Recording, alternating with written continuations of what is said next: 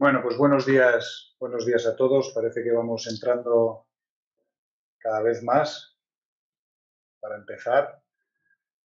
Y bueno, pues para ir en tiempo vamos a ir empezando y vamos a ir con los preliminares y las presentaciones. Me hace raro hablar con mi ordenador, pero vamos a por ello. Muchas gracias a todos por haberos inscrito en este webinar, en esta mesa redonda virtual que tenemos hoy. Saludos desde el norte de España. Y bueno, espero que hayáis podido organizar vuestros laboratorios, que ya sabemos lo que eso conlleva y que podéis estar al menos el mayor tiempo posible con nosotros en este webinar de hoy. Quiero agradecer a Proces lo fácil que ha hecho que todo esto se haga realidad, que están ahí detrás ayudando para que esto pueda funcionar y que podamos hacerlo realidad, así que muchas gracias. Y luego agradecer a Cooper la invitación para moderar esta mesa virtual que llevamos a cabo hoy, pero sobre todo agradecer la apuesta por iniciativas de este tipo, ¿no? por poder apoyar la formación continuada de los profesionales de la reproducción asistida, sobre todo en estos tiempos que estamos viviendo. No podemos juntarnos, no podemos reunirnos, no tenemos congresos, pero ¿quién nos iba a decir hace un año que íbamos a estar viviendo esta serie de Netflix, que digo yo, ¿no?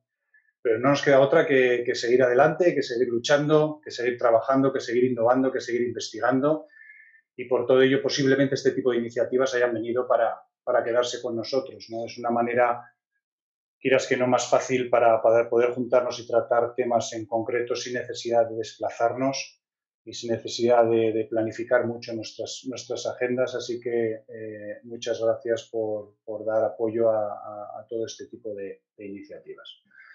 Y bueno, voy a presentar a nuestro ponente de hoy, que es Enrique Criado. Posiblemente todos ya lo conozcáis. Enrique lleva muchos años trabajando como embriólogo. Ha pasado por diferentes laboratorios en diferentes países. Eso es algo muy enriquecedor. Yo siempre digo, eso es algo muy enriquecedor, el poder tener la oportunidad de ver formas diferentes de trabajar, porque te da una visión global de lo que se está haciendo y realmente de lo que quieres hacer tú o de lo que quieres aplicar tú en tu propio laboratorio, ¿no? Él se ha especializado en vitrificación. Uno de los temas es la vitrificación, tanto de embriones como de ovocitos, sobre todo de ovocitos. Por ello es el fundador y director de Ovobank, director y fundador también de FIB Marbella, entre otros. Y lo que resaltaría de Enrique es que es uno de los embriólogos más emprendedores que tenemos en este país, por lo que es de agradecer, ya que lleva pues bueno, el nombre y el peso que tiene, que realmente tenemos los embriólogos en el campo de la reproducción asistida. Así que gracias por ello. El tema a tratar, ya sabéis todos cuál es la mejora de esas tasas de blastocisto en nuestro laboratorio, ¿no? El cómo conseguir mejores blastocistos, mejores embriones, para intentar conseguir ya no tanto una mayor tasa de embarazo, sino que realmente queremos conseguir es una mayor tasa de recién nacido vivo sano en casa, ¿eh? Eso es lo que se va a tratar al final. Veremos pues, puntos clave, cómo es la organización del laboratorio, cómo montar quizá un laboratorio de cero, como fuera la mejor manera de poder crearlo, diferentes técnicas, destreza, por supuesto, que debemos tener los embriólogos para poder conseguir todo eso, ¿eh? Y eso es lo que vamos a tratar de ver hoy, ¿no? La charla va a durar en torno a 20 minutos, más o menos tenemos establecido. Luego nos gustaría lanzaros 4 preguntas para que podáis responder, para que podamos charlar sobre ellas, debatir sobre ellas, lo que sea. Y sobre todo lo que os voy a pedir, yo eso lo dejo en vuestra parte, es que por favor participéis, que nos hagáis preguntas, que nos hagáis comentarios, que nos contéis lo que queráis, pero vamos a tratar de que esta hora y media pase rápido, sea lo más dinámica posible. No os veo, así que no sé si alguien va a bostezar o no, espero que no, pero eso es lo que pretendemos, ¿no? En hacer algo ameno y que nos valga a todos para aprender, porque por muchos años de experiencia que tengamos en este campo, siempre se aprende algo, ¿no? Y eso es lo que se pretende, que con que nos llevemos una pequeña pizca de que algo podamos aplicar en nuestros laboratorios y nos pueda servir, es de lo que se trata, ¿no? Y lo que queremos es, al final, que sea lo más amena, lo más agradable y lo más productiva posible para todos, ¿eh? Así que ahí os animo, ¿eh? Pues Enrique, cuando quieras. José Luis, muchísimas gracias por la presentación, como no, no esperaba menos de un gran amigo. No, muchísimas gracias, de verdad, ya lo ha dicho José Luis, este tipo de iniciativas, a Cooper y a todo lo que hacéis posible este tipo de eventos, que bueno, en el tiempo que nos está tocando vivir, pues bueno, es una maravilla que al menos podamos charlar de esta manera. No quiero dilatarme mucho, me han marcado muchísimo el tiempo. Voy a ver compartir pantalla. Voy a intentar ser breve porque consideramos que, bueno, que este tipo de iniciativas lo más importante es el debate que se va a generar después con las preguntas que vosotros hagáis. Bueno, lo ha dicho ya José Luis en la presentación. Yo creo que el objetivo de cualquier clínica de reproducción asistida, de cualquier laboratorio, es obtener un recién nacido vivo.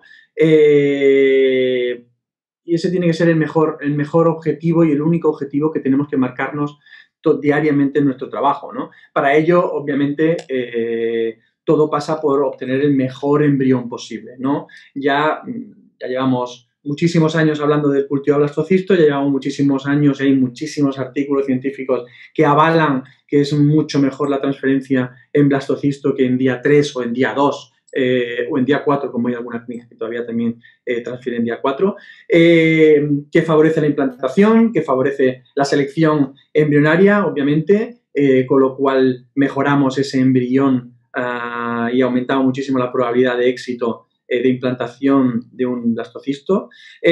Favorece la transferencia de un solo embrión, que bueno, que ya, gracias a Dios, pues poco a poco todas las clínicas ya estamos pasando a transferencia de este solo embrión para evitar embarazos múltiples. Favorece la sincronización con el endometrio y, cómo no, favorece el no congelar demasiados embriones sobrantes porque, bueno, al final todos esos embriones se acaban en los laboratorios, acaban en los contenedores, se acaban la gran mayoría abandonados por los pacientes y tenemos un gran problema las clínicas porque ahora mismo no se sabe muy bien qué hacer con todos esos embriones y bueno, el cultivo de blastocisto es mucho más fácil. Y, como no, la calidad embrionaria pues depende de varios factores, ¿no? Entre ellos, los básicos son la biología de los pacientes, ese óvulo que nos llega al laboratorio, ese espermatozoides que nos llegan al laboratorio y, como no, el laboratorio en sí, ¿no?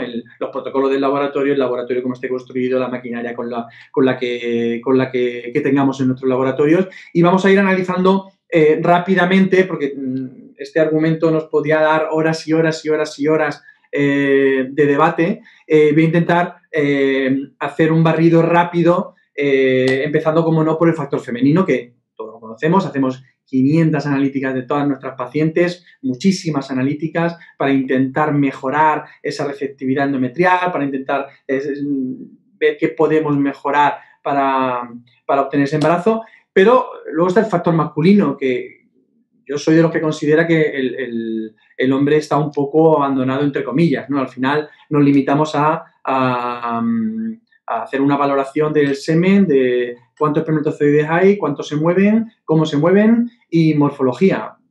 Pero ya está, no todo el mundo hace fragmentación, no todo el mundo hace el FISH espermático para ver si hace falta una PGS, y creo que son técnicas que ahora voy a tocar un poquito, que deberíamos de tocar en nuestros laboratorios, que deberíamos de hacer en nuestro laboratorio y que deberíamos de hacer de rutina, porque la verdad que el factor masculino es algo que lo tenemos un poquito abandonado.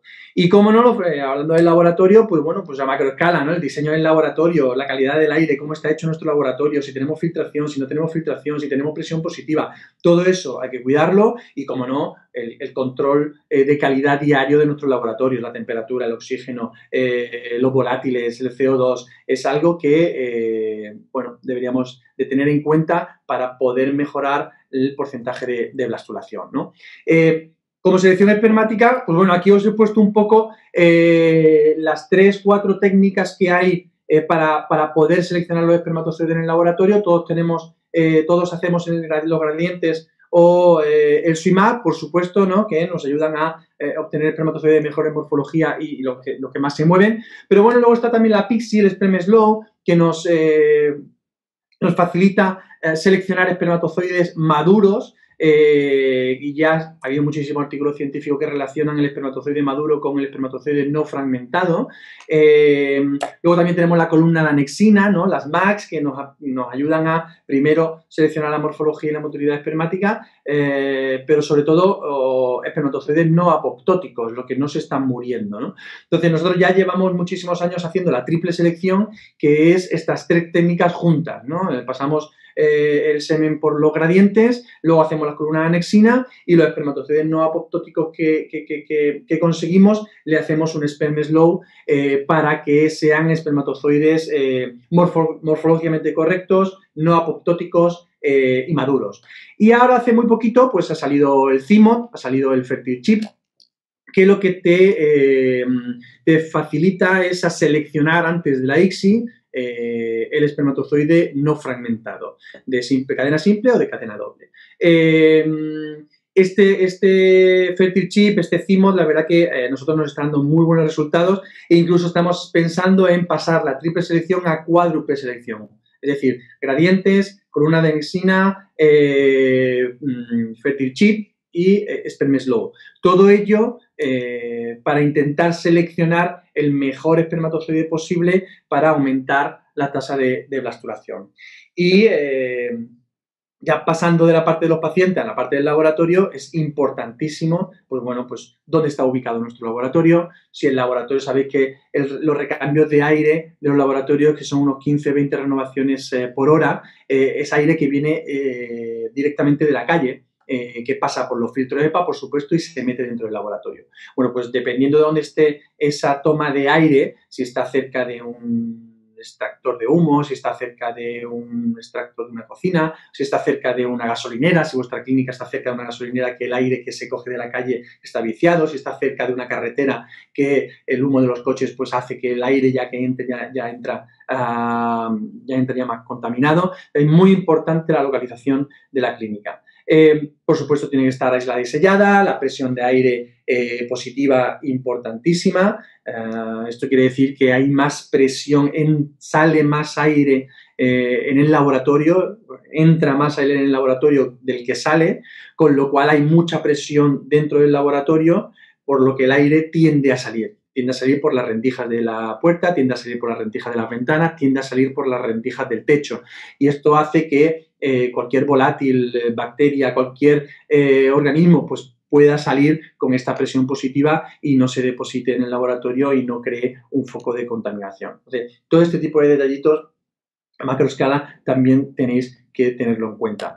Por supuesto, las partículas, tenéis que hacer mediciones de partículas, tenéis que hacer mediciones de microorganismos, los controles microbiológicos que tenéis que hacer todos los años, los volátiles, tenéis que medirlo porque el control de calidad en los laboratorios es algo importantísimo que nos va a permitir tener una buena tasa de blastulación, pero no hoy, sino siempre, continuada en el tiempo, porque si no, hoy puedes tener un 80% de blastulación, 70% de blastulación y mañana tienes un 10% de blastulación y dices, ¿qué ha pasado?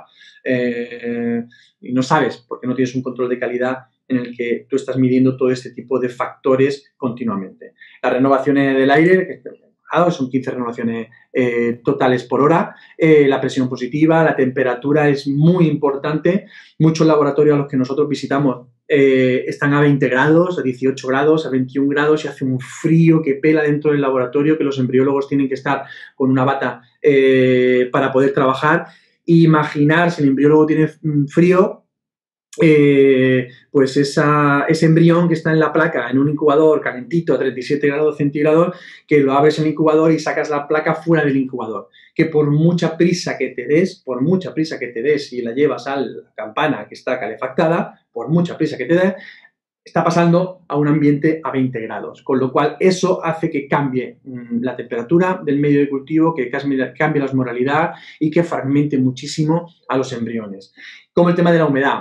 La humedad, lo recomendable es entre 40 y 45, que sea una humedad estable. Niveles más elevados pueden promover el crecimiento de hongos y bacterias, es verdad, pero es cierto que una humedad más baja pues hace que se evapore mucho más el medio de cultivo, y nosotros en nuestros laboratorios, cuando hemos tenido un piquito de humedad, nos hemos dado cuenta que hay mayor tasa de blastulación cuanto más humedad haya, es decir, 45, 50, diría yo, ¿no? Entonces, bueno, son detallitos que lo tenéis que tener en cuenta. Esos detallitos pues se tienen en cuenta, o sea, se pueden controlar mucho más fácilmente desde el principio. Es decir, yo he tenido la suerte de que he construido varios laboratorios, he construido varias clínicas, con lo cual, pues ya el material desde el principio, pues ya lo vas diseñando, ¿no? El tipo de pared que quieres, el tipo de suelo que quieres, el tipo de pintura para que suelte los menos volátiles posible, la elección del mobiliario para que no se depositen gérmenes, bacterias en las maderas de los laboratorios. Es decir, desde el principio es muy fácil solucionar todos los problemitas que te vas a encontrar en el futuro trabajo en ese laboratorio. Aunque, pues bueno, pues José Luis me lo sabrá decir, que también ha construido algún que otro laboratorio. El gran problema es el gran problema es la obra, ¿no? La construcción, ¿no? Que es un calvario y es lo que más cuesta. Pero bueno, al final tenemos la capacidad de recordar lo bueno y olvidarnos de esto o tomárnoslo a broma como estamos haciendo ahora mismo, ¿no? El equipamiento del laboratorio es importantísimo para obtener una buena tasa de blastulación. Hay campanas maravillosas, hay microscopios maravillosos, hay lupas maravillosas, hay incubadores maravillosos, pero tienen que estar actualizados. No pueden ser equipamientos viejos, porque al final todo afecta, ¿no? Una campana de flujo antigua, pues bueno, pues el flujo ya no es el mismo, la placa calefactada, la superficie calefactada, pues ya depende de dónde pongan la placa, pues está a una temperatura o está a otra. Entonces, todo hay que tenerlo lo más actualizado posible y, como no, pues con todos sus mantenimientos, sus calibraciones y la evaluación de riesgo, que parece una tontería, pero es importantísima el tener claro que cuando se te rompe un incubador, ¿qué haces? No puedes tener un solo incubador, tienes que tener 2 o 3 incubadores, porque cuando se te rompe uno, a ver dónde metes los embriones. Pues igual con las lupas, igual con, bueno, pues dependiendo de la probabilidad de rotura y, pues, como no, el precio del equipamiento, pues tendrás que tener unas soluciones u otras soluciones, ¿no? Entonces, la evaluación de riesgos es importantísima. Aquí me paro un poquito en los incubadores. Para mí es una de las piezas más importantes a la hora de aumentar la tasa de blastulación. Bueno, pues todos venimos de los incubadores convencionales, más grandes, más pequeños, de 60 litros, de 50 litros, de 100, de 200 litros. Cuanto más grande, ya se ha visto que es peor. Cuanto más grande, más pacientes caben dentro. Cuanto más grande, más abre las puertas, más cambia la temperatura, la humedad, el CO2, todo dentro del incubador cambia y recuperarse tarda muchísimo. Entonces, yo recomendaré siempre los incubadores pequeñitos, los benchtop, que nosotros utilizamos el BT37 desde que nacimos nosotros y desde que yo trabajaba en otras clínicas, ¿no? Me parece un incubador súper cómodo, que cabe caben varios pacientes, pero nosotros lo utilizamos solo para un solo paciente, para no estar abriendo y cerrando continuamente las puertas del incubador. Y, bueno, tienen la ventaja de que, bueno, se recupera en minutos, se recupera. Entonces, bueno, tanto la temperatura como el CO2 como el oxígeno se recupera súper rápido. Luego están los multicámara, que, bueno, que también son muy parecidos a los, bueno, es un benchtop, pero que hay muchos puede meter muchos pacientes. El gran problema de este incubador para mí es que cuando se te rompen 10 incubadores, ¿no? Te rompe un cacharro entero, no sabes dónde meter los incubadores. Y luego está la moda, el timelapse, que ya lleva unos poquitos años ahí, poco de moda, que bueno, para mí personalmente es más marketing que beneficio a la hora de obtener mayor blastocisto o mayor tasa de embarazo. Al final se obtiene una mayor tasa de blasturación, pero porque es un incubador maravilloso que no abres en 5 días, ¿no? Entonces, ahora analizaremos un poquito el tipo de cultivo que podéis tener en vuestros laboratorios para aumentar la tasa de blasturación sin necesidad de gastaros un dineral en un timelapse, ¿no? Y bueno, y luego hay una serie de detallitos que como el semen en los hombres, son unos grandes olvidados, ¿no? Yo en Estados Unidos tenía un jefe de laboratorio que comentaba que el diablo se esconde detrás de los detalles y es una verdad como un templo.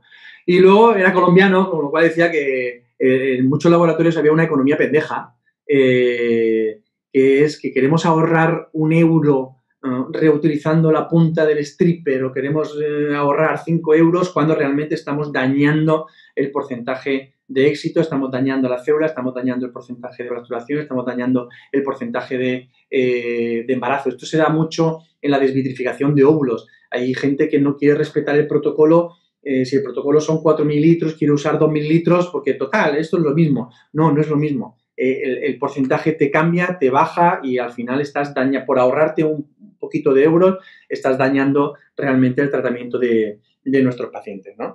Entonces, lo grande olvidado, pues bueno, la temperatura. Hay gente que no mide la temperatura en los laboratorios. Es súper importante medir la temperatura todos los días. Tenéis que tener un control de calidad que la primera persona que entre en el laboratorio tiene que medir las temperaturas de las campanas, de la placa calefactada, del micro, del invertido, del inyector, de los incubadores, porque si no lo medís es muy fácil que la temperatura vaya cambiando y al final haya una desviación del protocolo que no te das cuenta y al final acaba la temperatura en 38 grados, pero no te estás dando cuenta porque el display te marca 37. No te puedes fiar de los displays. Siempre tienes que tener un termómetro para corroborar que esa temperatura es 37 y no 36,5 o no 36, porque es fácil que se te vayan las temperaturas. El pH igual, da igual que el CO2 esté a 6, a 7, a 5, a 4, a 3, a 2 o a 1, da igual. Lo importante es el pH del medio que utilices. El pH, cada marca tiene un pH óptimo. Y simplemente hay que medir los pHs nosotros personalmente lo medimos todas las semanas, bueno, porque es muy fácil que se te vaya también el pH del medio, ¿no? Y que luego tengas problemas y que no sepas qué ha pasado.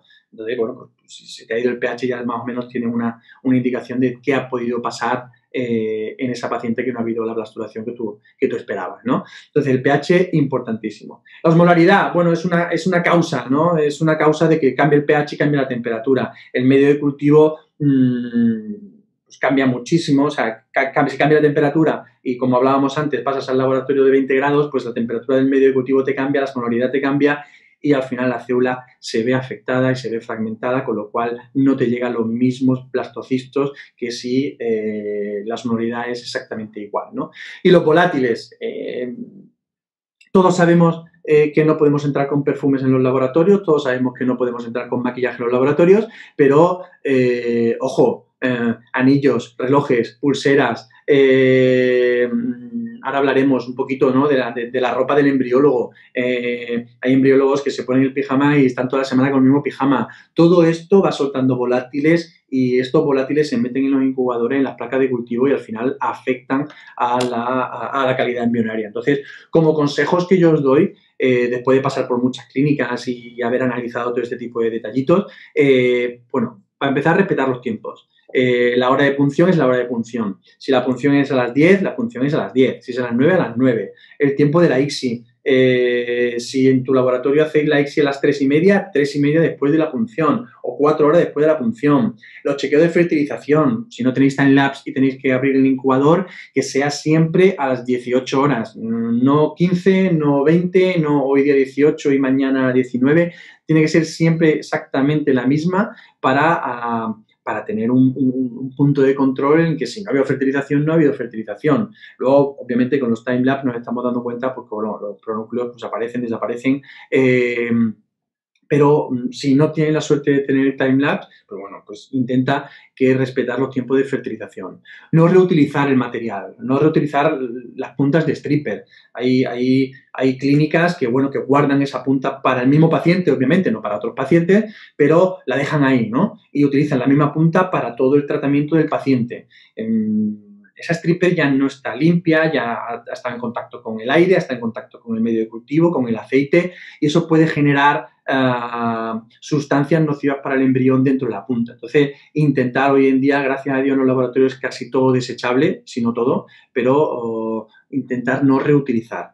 Ser exactos y confianza, esto es más para nosotros los embriólogos. Yo creo que yo hablo con muchos embriólogos en muchos laboratorios a los que les damos cursos con OvoLearning o les mandamos óvulos con Ovobank, y el tema de llegar a blasto es porque no se fían de ellos mismos y no se fían de su laboratorio y los ginecólogos no se fían de su laboratorio, ¿no? Entonces, yo creo que al final esto es culpa nuestra, ¿no? Nosotros los embriólogos tenemos que ser exactos, tenemos que dar el dato exacto, no podemos dudar. Si son 10 óvulos, son 10 óvulos, si son 15 óvulos, son 15 óvulos, no puedes decir 10, oye, mira que no, que había 11, no, que he encontrado otro, que no, que hay 12. ¿No? Entonces, esta inexactitud mata la confianza de nuestro equipo en nosotros. Y cuando nosotros tenemos un equipo que confía en nosotros, pues bueno, pues, vamos a ir a blasto, punto, y no hay discusión, y si no llega a blasto no es por culpa del laboratorio, es porque, bueno, pues porque las células, pues bueno, el 40% o 50% llegan a blasto, el 50 o 60% no llegan a blasto, ya está, esta es genética, esto es en lo que nosotros trabajamos diariamente. La confianza, obviamente, importantísima. Si tú no confías en ti, en tu laboratorio, en tu clínica, nadie va a confiar, nadie lo va a hacer, con lo cual es muy importante la confianza en los protocolos y en uno mismo. La ropa y calzado, lo hablábamos antes, yo recomiendo un pijama diario, limpio, porque, bueno, pues al final todo se acumula y un pijama para toda la semana puede causar muchos problemas dentro del laboratorio. Consejo interesante, airear los plásticos. No sé si os habéis dado cuenta cuando abrís una bolsita de placas, el olor que desprende, ¿no? Huele a tóxico, huele a plástico, huele a pegamento, ¿no? Entonces, cuando tú abres esa bolsa de placas y dejas esas placas dentro de la campana que se aireen, al día siguiente no huelen absolutamente a nada. Absolutamente a nada. Entonces, es muy bueno que los cultivos de los embriones sean en placas, bueno, que hayan sido aireadas. Otra cosa que puede facilitar el aumento de la blasturación es cortar los cúmulos, que esto es una técnica que se hacía mucho en Estados Unidos y en Japón, que aquí poco a poco lo estamos viendo también bastante, que es con 2 agujas cortar como un huevo frito, cortar el cúmulo y, bueno, al tener menos células en la placa de cultivo, cuando tú tienes todos los óvulos después de la punción, con un poquito de cúmulo, pero no con todo el cúmulo, pues bueno, pues al haber menos células, pues hay menos exigencia de nutrientes del medio de cultivo y el medio de cultivo pues se estropean menos, ¿no? Y cómo no, el no molestar los embriones, para mí es básico, no molestar los embriones. Menos tiempo estén fuera, mejor. Y esto significa no molestar los embriones. Esto significa no abrir el incubador. Entonces, bueno, pues aquí tenéis un poquito un esquema de cómo un laboratorio normal trabaja, en el que, bueno, se hace la punción. En el día 1, pues se hace el chequeo de fertilización, perfecto, se llama a la paciente, han fecundado de 8 óvulos, han fecundado 7, perfecto, la paciente lo agradece. Luego llega el día 2, hay laboratorios que siguen mirándolos en día 2 y abren el incubador, sacan la placa fuera del incubador y estresan a las células para mirar los embriones en día 2. Hay laboratorios que siguen mirándolos en día 3 para decidir qué hacer con los embriones, para decidir si van a transferencia, para decidir si van a criopreservación o para decidir si los dejan a día 4, o sea, a día 5 al estadio de blastocisto, pero ya están sacando ese embrión o esos embriones del incubador, ya están abriendo las puertas, ya están modificando las condiciones de cultivo de esos embriones. Día 4, hay centros que también los ven en día 4 para ver si hay mórulas o no, ver si no hay mórulas. Y, obviamente, el día 5, día 6, ¿no?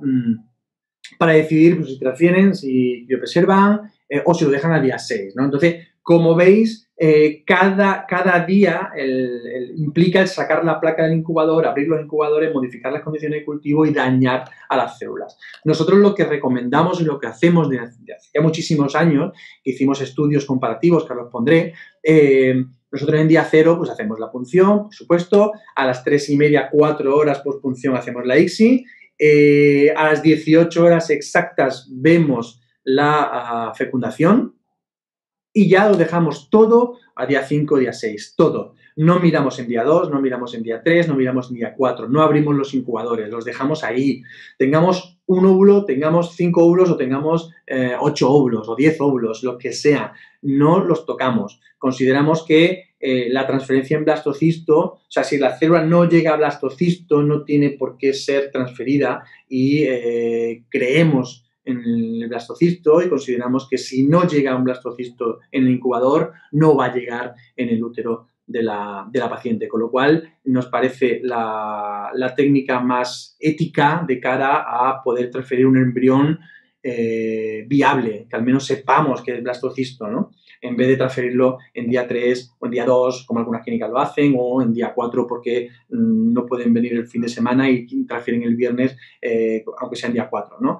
Entonces, recomendamos esto para que no se toquen, para que no se modifiquen las condiciones de cultivo, ¿no? Entonces ya hicimos estudios en el que, analizando pues unas 400 embriones aproximadamente, unos 500 embriones, pues vimos que tanto la tasa de blastulación como de embarazo aumentaba un poquito, ¿no? No es estadísticamente significativo, pero el hacer este estudio no era para ver si no tocando los embriones hay mejores resultados, era si no tocamos los embriones no hay peores resultados. Y eso es estupendo, porque el trabajo en el laboratorio se simplifica muchísimo. Muchas veces nosotros miramos los embriones en día 2 o en día 3 para llamar a los pacientes, cosa que si desde el principio tú no le dices al paciente que lo vas a llamar, le dices que la dinámica de tu laboratorio es mirar en día 1 y mirar en día 5, el paciente no espera tu llamada. Entonces, nosotros estamos generando esa expectativa, esa llamada, que, ojo, no hagan la llamada media hora más tarde o una hora más tarde, que el paciente está pendiente del teléfono al lado sentado pensando, ay, Dios mío, ya no tengo embriones, ¿no? Entonces, el trabajo en el laboratorio se simplifica muchísimo si utilizas un medio único, dejas los embriones, o sea, chequeas la fertilización y dejas los embriones en el incubador y no lo tocas hasta el día 5, ¿no? Entonces, bueno, tienes que tener un buen sistema de blastulación, tienes que tener pues, todo esto controlado que estamos hablando, pero el trabajo se simplifica muchísimo. Y luego están los timelapse que hablábamos al principio, que bueno, que están muy de moda y que están muy bien tener en tu laboratorio un aparato que puedes ver los vídeos y que puedes seleccionar los embriones. Para mí es más marketing, como he dicho antes, porque claro, estos cacharros cuestan un dineral, ¿no? Entonces nosotros, pues bueno, esas clínicas que dicen, no, aumenta la tasa de blastulación, aumenta la tasa de embarazo, ¿con respecto a qué? Nosotros hicimos este estudio también en el que analizamos pues casi unos 5.000 óvulos, pues unos poquitos en timelapse y otros poquitos en el cultivo que nosotros hacemos sin molestar y bueno, pues nos dimos cuenta que la fecundación no cambiaba, la blastulación no cambiaba, el embarazo, la beta-HCG positiva no cambiaba y la gestación clínica pues tampoco cambiaba. Entonces, nosotros tenemos timelapse, obviamente, porque nos lo piden los pacientes, pero que el cultivo sin molestar a los embriones, pues tiene los mismos efectos, las mismas tasas, tanto de fertilización como de blastulación, como de embarazo, que se utiliza timelapse, con lo cual, ojo con seguir diciendo que el timelapse aumenta la tasa de embarazo, ¿no?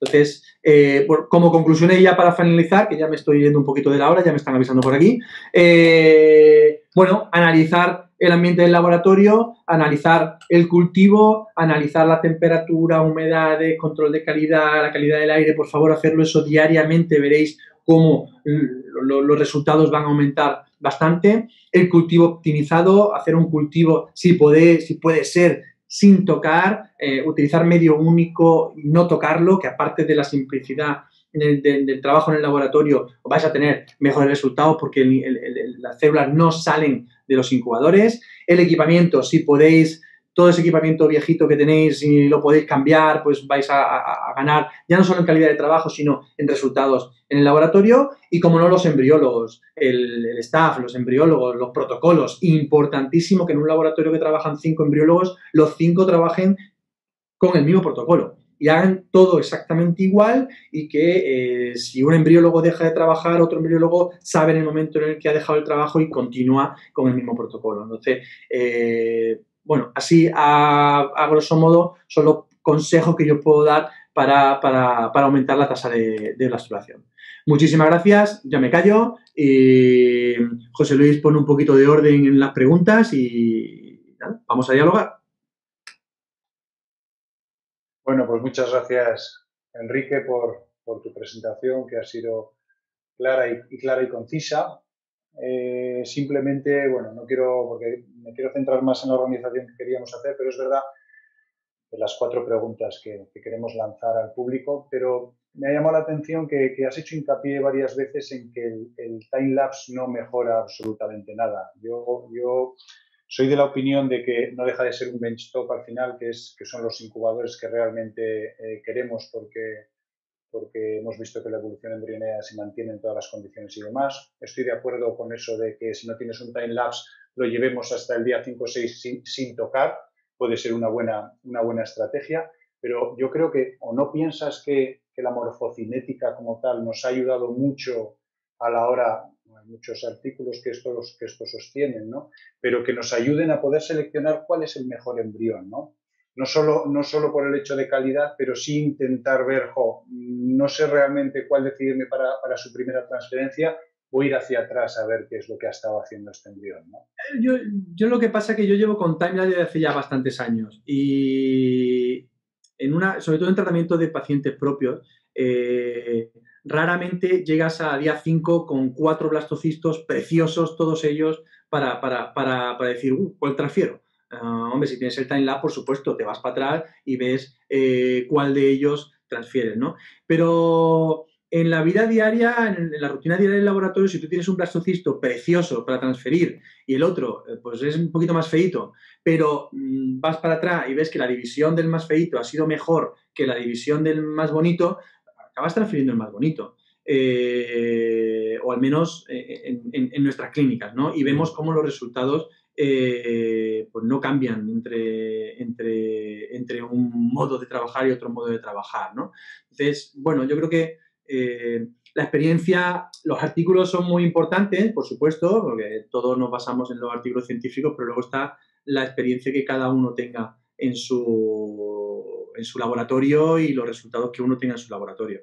Sí, está claro que luego ya depende del protocolo que cada uno siga, ¿no? En su propio laboratorio, pero bueno, es verdad que hay tantos artículos que apoyan esa evolución, que apoyan incluso la comparativa con aneuploidías, con tal, que yo creo que es cuestión de seguir con ello, y al final lo que necesitamos son herramientas que nos permitan saber, oye, voy a transferir y lo que yo quiero es que tengas cuanto antes un recién nacido vivo sano en casa, ¿no? Sin necesidad de pasar por otras transferencias. Y otra cosa que me ha parecido muy interesante es tu frase final, que es verdad que tenemos un gran problema con todos esos embriones, con la congelación de tantos embriones, ¿no? Hacer una buena selección, pero ¿qué haces realmente, no? Tú una paciente, si tienes 6 blastocistos, que posiblemente sepas que con 3 vaya a ser suficiente y no vaya a querer el resto, ¿qué hacemos? No puedes hacer vista gorda y dejar de congelarlos. ¿Cómo realmente seleccionas un buen blastocisto para pensar en vitrificarlo o no vitrificarlo? Pues yo creo que todo parte del principio, todo parte dependiendo si en tu laboratorio tienes un porcentaje de blastulación de un 60%, un 70%, es decir, que te llegan muchísimos blastocistos, pues de partida dar menos óvulos a la paciente. Estamos acostumbrados bueno, hace 10 años poca gente transfería en blastocisto. Entonces estamos acostumbrados a que la paciente con tratamiento propio, pues vamos a trabajar con 12 óvulos, con 13 óvulos, con 14 óvulos. Claro, te encuentras pues situaciones en las que tienes 5 o 6 blastocistos que no puedes no congelar, que tienes que congelarlos, ¿no? A no ser que te metas ya en PGS y este tipo de análisis cromosómicos. Pero yo creo que parte un poco de hablar con los pacientes e intentar dar pocos óvulos, entre comillas pocos, ¿no? Cada uno sabe el porcentaje de blastulación de su laboratorio, ¿no? Pero lo que no queremos, nosotros personalmente no queremos en nuestras clínicas tener 4 y 5 blastocistos de cada paciente, con lo cual nosotros trabajamos con 7, 8 óvulos, 6, 7, 8 óvulos y no trabajamos con mucho más. Porque, bueno, nosotros como todos vosotros, pues tenemos muchos pacientes que abandonan los embriones y en nuestras clínicas hay mucho extranjero, con lo cual más todavía. Sí, sí, sí. Está claro que sobre todo en ovodonación que estás hablando está bien exactamente empezar el principio y no dar tantos óvulos quizá dependiendo de tu porcentaje de blasto, ¿no? Pero en pacientes propios no puedes hacer otra cosa que congelar, pero realmente a lo que me refiero es que es un gran problema, ¿no? Que esto lo tenemos todos, que se nos acumulan embriones y realmente no tenemos una salida que dar. La investigación no vale absolutamente para nada, por desgracia, en este país. El donarlos a otra pareja se hace difícil y es entendible totalmente, ¿no? Que lo donen a otras, salvo que sea un ovodón banco o cosas más fáciles que se puedan desprender de ello. Y luego la destrucción, pues ya sabemos lo que implica, ¿no? Que es prácticamente inviable que alguien esté apoyado legalmente como para poder destruir esos embriones, ¿no? Entonces sí que es un tema Sí, realmente... desde el grupo de criobiología hemos hecho una guía de destrucción de embriones, ¿no? De intentar arrojar un poquito de luz a este tipo de células, pero la verdad que es complicado, porque sí, tú puedes tirar los embriones, legalmente puedes hacerlo. Hay si mandas 2 cartas al paciente, no te responde, ha abandonado, tú puedes hacer con los embriones lo que quieras, pero es que al final no los tiramos, ¿no? Porque nos cuesta, generamos embriones, con lo cual el tirar un embrión a la basura, un blastocisto, porque el paciente ha desaparecido, dice, te cuesta mucho y no lo haces, ¿no? Entonces, basta que sea el paciente te obligue, no mire usted, yo tengo, porque hay otra salvedad, que si el paciente ya ha llegado al final de su edad reproductiva y tiene 2 certificados médicos de 2 ginecólogos externos que dicen que ya no se puede tirar y tal, pues entonces pueden tirar los embriones, se pueden descartar los embriones. Y hay pacientes que vienen con esa petición, ¿no? Yo no quiero tener... ¿En qué caso puede demostrar eso realmente? ¿Sabes? ¿Qué profesional externo al centro puede decir tú no te puedes quedar embarazada, por lo tanto puedes tirar esos embriones? Que no tengas útero, que no estés aquí, que padezcas una enfermedad grave, que quiero decir que son ya como muy extremos, ¿no? Bueno, sin más, que es un tema que es como muy, muy engorroso y deberíamos poder darle solución de alguna manera. Bueno, vamos a pasar a la organización que queríamos. Por favor, ¿nos podéis lanzar la primera pregunta para que puedan responder?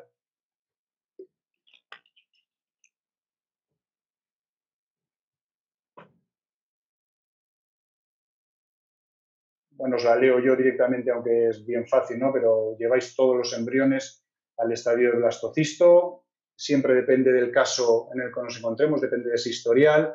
Sí, siempre que tengamos más de 2 embriones evolutivos en día 3, eso era como una estrategia que se tomaba hace años, ¿no? De me atrevo, no me atrevo, los llevo, no los llevo.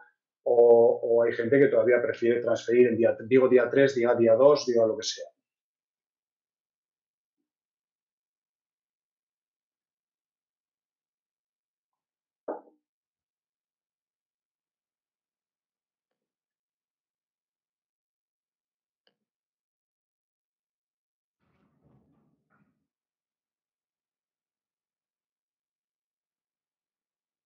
A ver el resultado.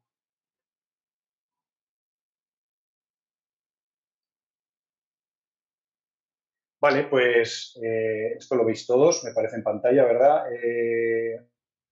Sí, independientemente del caso, es decir, que bueno, prácticamente un 70% de los asistentes llevamos los embriones a blastocisto, da igual de dónde venga esa paciente, ¿no? Independientemente de ese historial o de esa producción.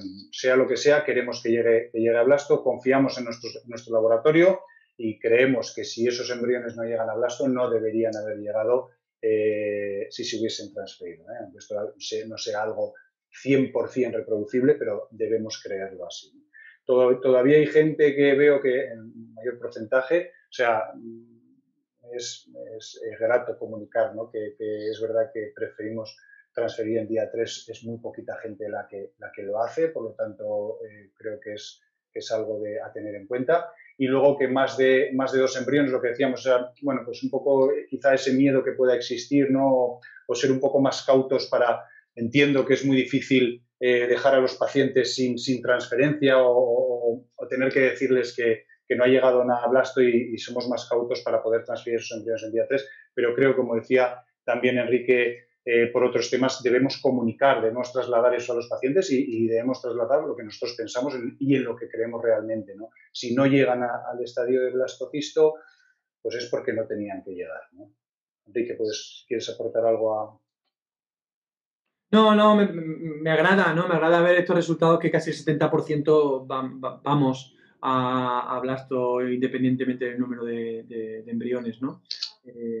Nada, hay de todo, hay formas de trabajar y poquito a poco pues las iremos cambiando. Perfecto.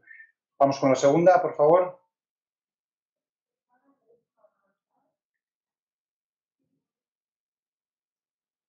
Bueno, esta es fácil, poco hay que explicar, ¿eh? Podemos entrar en un poquito más de debate sobre ello, pero saber si esto lo hacéis normalmente o...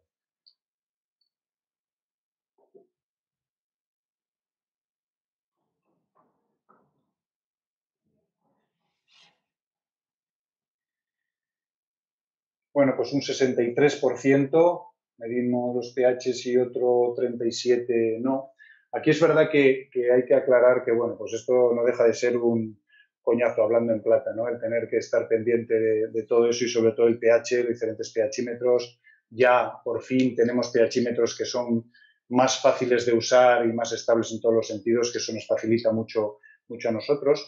Hicisteis hincapié cuando os inscribisteis en el curso, que me ha parecido muy interesante, que hacéis mucho hincapié en que las casas comerciales los lotes sean muy estables entre ellos, ¿no? Eso es muy importante porque no estamos hablando, creo yo, de medir el pH de vez en cuando o una vez al mes o una vez cada 6 meses. No, realmente si medimos el pH, considero que lo suyo es hacerlo por cada lote. Al final, si existe una pequeña variabilidad entre lotes, puede ser que con el anterior estuviéramos bien en ese pH necesario para el buen desarrollo de los embriones y, en cambio, con el siguiente lote, aunque son muy estables, es verdad, repito, pero que pueda variar algo, ¿no? O sea, que eso yo creo que es lo que se debe hacer, ¿no? Aparte de los lotes y de los medios de cultivo, si tú mides el pH semanalmente o cada 3 días o cada 5 días, te puedes dar cuenta que ha habido algún problema en el flujo del CO2 en los incubadores, que puede ser, ¿no? Que se ha podido acabar la botella o no estaba llena del todo o te decían que estaba al 7% de mezcla y no está al 7%, está al 6,5%. Es un indicador que te avisa de que está habiendo algún problema, ¿no? Entonces, considero que se tiene que medir. Y gracias a Dios, ahora, ¿no? Que hay pHímetros que son fáciles de usar, que son exactos, que antes estaba la filita esta que se conectaba al incubador grande, que era un poco rollo. Ahora, gracias a Dios, pues todo ha evolucionado, ¿no? Entonces, para mí es importante.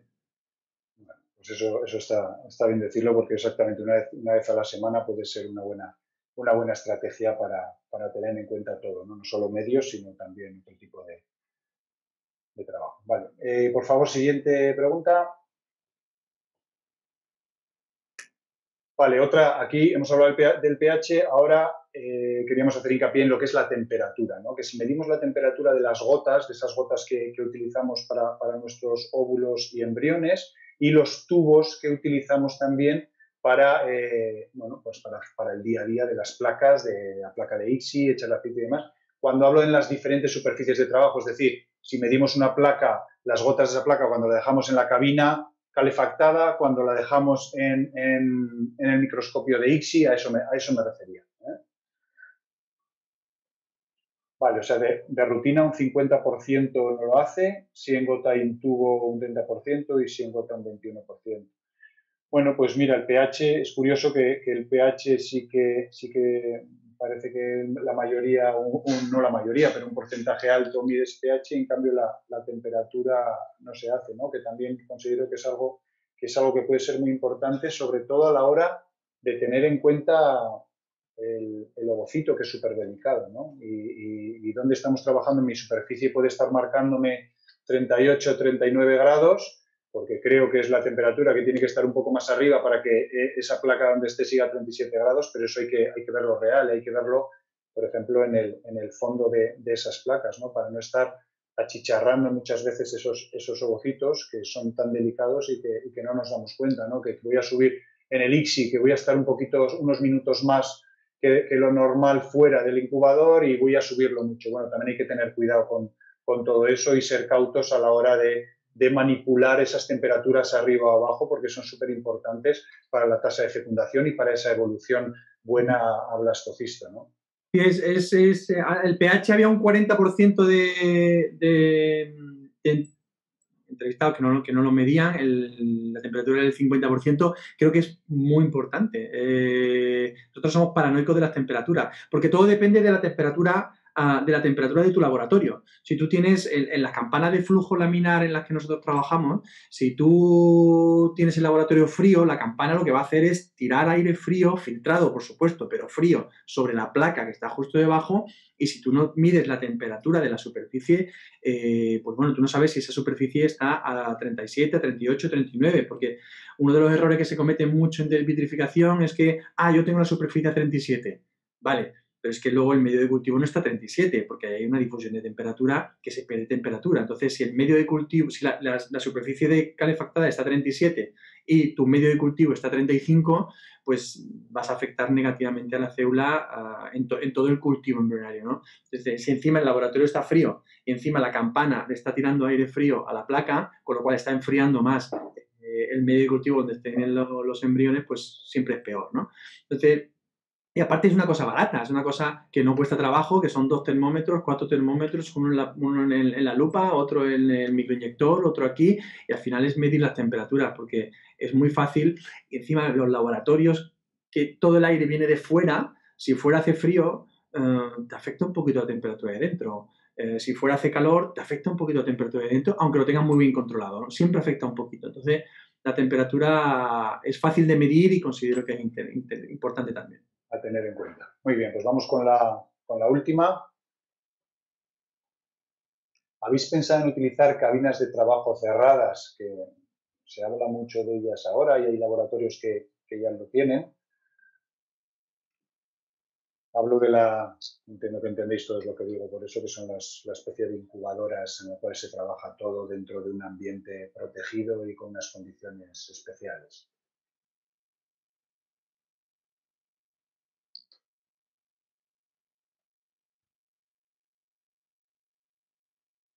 Bueno, esta pregunta la verdad es que, bueno, pues me apetecía hacerla, ¿no? Porque, bueno, pues se está hablando mucho de ello y es verdad que yo en mi último laboratorio es verdad que estuve pensando muy mucho el haber implantado un tipo de cabina de este tipo, ¿no? Pero al final, por ciertas varias razones, no lo hice, ¿no? Pero es verdad que estamos hablando mucho, por ejemplo, haciendo hincapié de ese cuidado del desarrollo embrionario y ese cuidado donde de verdad que hay que hacer hincapié en el ovocito. El ovocito es lo más delicado que tenemos y el ovocito lo tenemos en la punción, lo tenemos en la decumulación y lo tenemos en el ICSI, ¿no?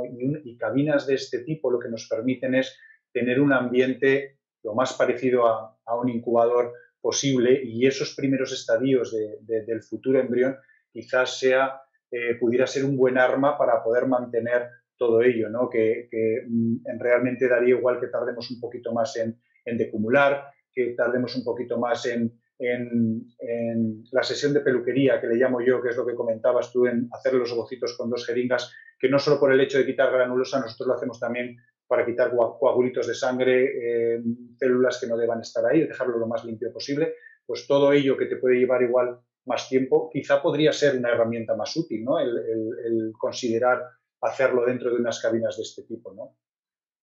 A mí me gustan mucho. Yo las estuve utilizando durante un tiempo y la verdad que al principio es un poco engorroso, obvio, pero cuando le pillas el truco es fácil y considero que esa primera parte de estadio, o sea, esas primeras minutos del óvulo fuera del ovario, puede venir bien, ¿no? Entonces, al final tenemos muy buenos resultados.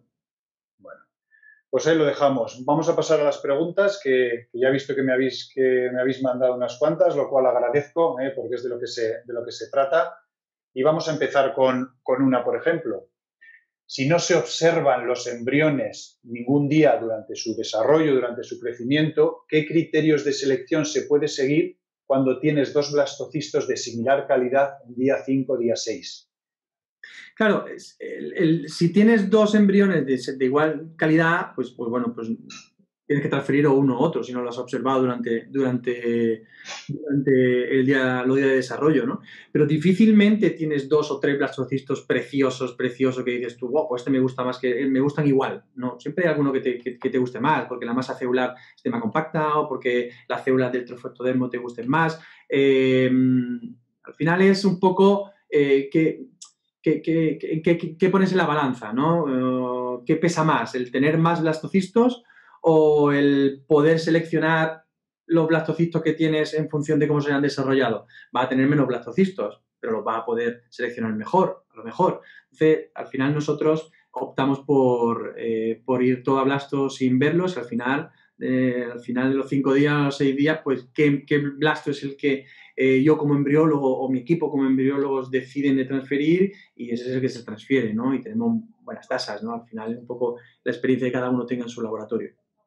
Sí, efectivamente, o sea, es un poco lo que estábamos hablando, ¿no? Que si tienes el apoyo de ese time-lapse, realmente creo que es un gran apoyo, valga la redundancia, para poder elegir qué embrión transferir primero. Ya no hablo de tener 3 o 4 embriones de buena calidad, todos preciosos, pero sí quizá 2, ¿no? Que puedas tener 2 y digas, pues, ¿por cuál me inclino más? Ya no solo mirando la calidad morfológica o cómo es esa masa celular interna, cómo es esos trofectodermos y tener un pequeño apoyo más, ¿no? Pero yo creo que ahí también está el equilibrio entre no tengo un time-lapse, no puedo verlo, prefiero dejarlo sin tocar hasta ese día 5, día 6 para no alterar esas condiciones ideales de cultivo, que quizás sea más beneficioso para llegar al resultado final de blastocisto. Y bueno, pues una vez tengas dos, ojalá tengamos 2 embriones de buena calidad, pues tendrás que transferir uno u otro y el que no transfieras vitrificarlo.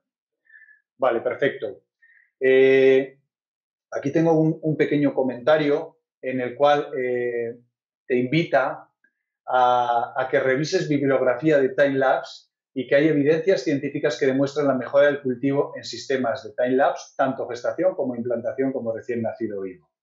Bueno, pues eso... Tomo nota, me revisaré la bibliografía. Al final, yo siempre digo lo mismo. La bibliografía es importantísima, los estudios científicos son importantísimos, pero al final está la experiencia de, a lo mejor yo lo estoy utilizando mal, ojo, a lo mejor en los timelapse que nosotros tenemos lo estoy utilizando mal o no sabemos hacer, no sabemos utilizarlo bien, que puede ser, ¿no? Puede ser. Pero nuestra experiencia personal es que, bueno, y ahí con casi 5.000 óvulos haciendo el seguimiento con los distintos tipos de cultivos, nos damos cuenta que, bueno, pues a nosotros personalmente, en nuestro laboratorio, no nos ha ayudado el tener el time-lapse versus no tocar los embriones, ¿no? Que a lo mejor los hemos hecho mal, puede ser. Pero al final hay que adaptarse, cada uno a lo que tenga, a lo que pueda, con lo que pueda contar en el laboratorio y a sus resultados y trabajo. Así que gracias por el comentario de ambos dos. Bueno, aquí viene ahora 2 preguntas que las voy a hacer en una porque la verdad es que es un tema interesante, que es el aceite, ¿no?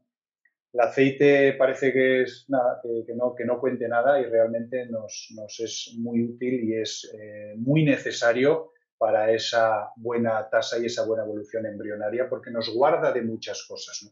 Las preguntas que me hacen son las siguientes. Respecto al aceite, ¿qué tipo de aceite? ¿Light, heavy o parafina? Y también me dicen que ¿cuánto tiempo puedes mantener una botella? Son 2 preguntas dentro de qué es aceite. Empezamos por la primera de qué tipo de aceite y luego ¿cuánto tiempo podemos mantener una botella de aceite abierta en el incubador? 2 semanas. A ver, nosotros utilizamos parafina. Desde que salió lo estamos utilizando y la verdad que nos gusta muchísimo y no hemos cambiado porque nos gusta la textura, la densidad, nos sentimos muy cómodos con la parafina. Nosotros no tenemos en los incubadores botellas abiertas de aceite ni de parafina. Nosotros preparamos las placas y no tenemos una botellita por si acaso se cae la placa o por si acaso pasa cualquier cosa o por si acaso... Al final son cosas de por si acaso que nunca ocurren y que no nos... No se aporta nada. Nunca, no, yo creo que no nos aporta nada. Porque al final está una botella en un ambiente que sí es estéril, porque el laboratorio es estéril, bueno, tiene su filtración de EPA y tal, pero al final estás abriendo, cerrando, abriendo, cerrando, abriendo y cerrando los incubadores, todos los volátiles que pueda haber, todo lo que puede, va a ir a los incubadores y se va a meter dentro de una botella que está abierta. Entonces, si luego utilizas ese aceite en placas, pues a lo mejor puedes estar perjudicando el cultivo embrionario. Entonces nosotros preparamos la placa y de un día para otro tenemos la placa. Yo creo que yo tampoco lo hago, no lo he hecho nunca, pero realmente no entiendo el porqué de dejar una botella tanto tiempo y más 2 semanas, salvo eso, para emergencias, ¿no? Realmente yo creo que lo que tenemos que tener planificado es muy bien el setup que vayamos a hacer diario, prepararnos las placas, ya sea el día siguiente o muy pronto por la mañana, dependiendo de cada protocolo, las necesarias, y si quieres dejar algo porque tengas más ovocitos de la cuenta y tengas que hacer una placa más de Yalu y tenerlo gaseado previamente, porque ya sabemos que el aceite es lo que más tarda en gasear y es muy importante que esté gaseado para utilizarse. Que puedas tener un incubador, alguno de sobra, por si acaso, X, llámalo placas de ICSI, que tenga lo mismo, que tengamos más ovocitos y tengamos que hacerlo. Pero yo haría lo justo, dejaría alguno, si quieren, en el incubador, y yo lo que haría sería desecharlo, si no ese mismo día, al día siguiente. Yo no le encuentro sentido a que ese aceite lleve tanto tiempo ahí por todo lo que has dicho tú y porque realmente al final ese aceite, ¿para qué lo vas a utilizar? Es un aceite que ya ha estado gaseándose demasiado tiempo, ¿no? Entonces yo, desde mi punto de vista, no recomiendo en absoluto hacer eso y recomiendo más tenerlo todo más establecido y más protocolizado para, bueno, si queremos dejar algo por sí, por si ocurre alguna emergencia, tenerlo así de esa manera, pero desecharlo después. O las placas que te sobran, que ya has gasificado y al día siguiente te sobra una placa, porque yo te recomendaría también tirarla y no reutilizarla, porque al final son 2 o 3 días que está esa placa caliente y gaseándose y al final no merece la pena. Sin necesidad, que hoy en día, quiero decir, ya sabemos que todos los productos que usamos, tanto placas como medios, todo es caro, ya lo sabemos, pero bueno, creo que no es tan caro como el no beneficio que puede llevar esa paciente utilizando ese tipo de medios, ¿no? Vale, pues voy a por otra pregunta. Muchas gracias a los dos, gracias a vosotros. ¿Cuánto tiempo es el óptimo para completar una ICSI de unos 20 ovocitos? ¿Se debería hacer todos de una vez o en 2 placas? ¿Es mejor pinchar de uno en uno o es irrelevante? Bueno, yo para empezar, 20 ovocitos yo no lo microinyectaría. Volvemos un poco a lo que hablábamos antes del número de embriones que se exploran y vas a congelar, ¿no? Con 20 óvulos que te van a fecundar, 17, 18, 16, ¿qué vas a tener? 6, 7, 8 blastos, 9 blastos. Es que son números que yo ya hace muchísimo tiempo dejamos de hablar a los pacientes, ¿no? Y a los pacientes en tratamiento propio intentamos estimular para tener 7, 8 óvulos.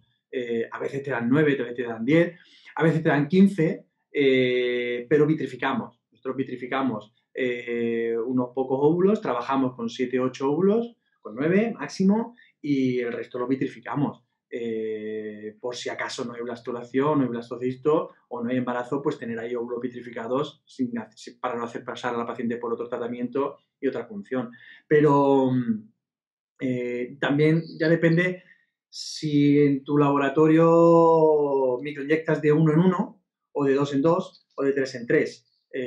Por ejemplo, nosotros hacemos la ICSI de 2 en 2, en cada gota ponemos 2, ¿no? Y son 4 gotitas, 2, 2, 2, 2, y si tienes mano haciendo ICSI, vas pom, pom, pom, pom, pom, pom, y te coges otros 6, y pom, pom, pom, pom, pom, otros 6, pom, pom, pom. Nunca metemos los 10 óvulos o los 12 óvulos en la misma placa. No se oye. Perdón, sí. Dependerá también de la destreza, lógicamente, que tengamos y la maña, ¿no? Pero nosotros, por ejemplo, no nos gusta microinyectar más de 5 a la vez, ¿no?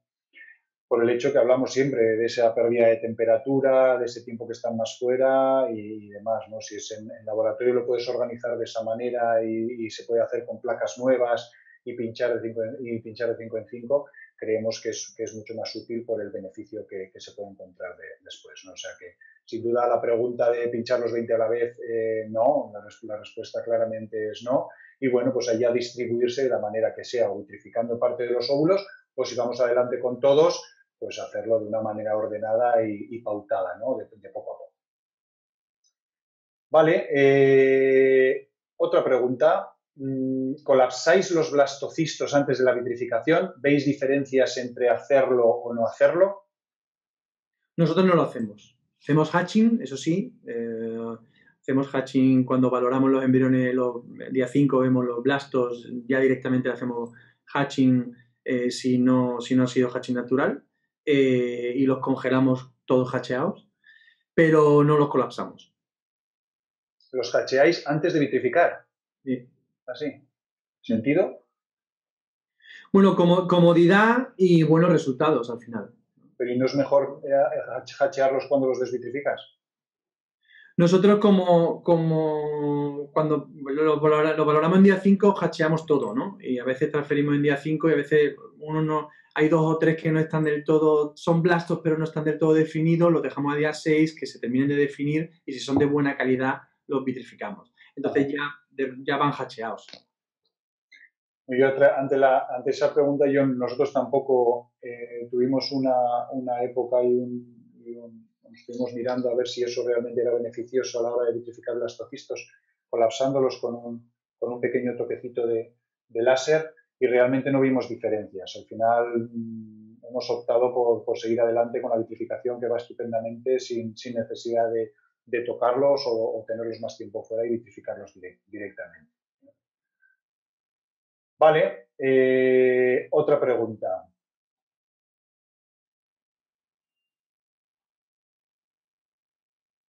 A ver, nos preguntan alguien que tiene un Primovision en un incubador grande y antiguo sin oxígeno y acabamos de comprar un incubador tipo sandwichera trigas. ¿Debería dejar los embriones hasta día 3 en el incubador grande y luego pasarlos al trigas hasta el 5.º día o es preferible dejarlos durante todo el cultivo en el incubador sin oxígeno?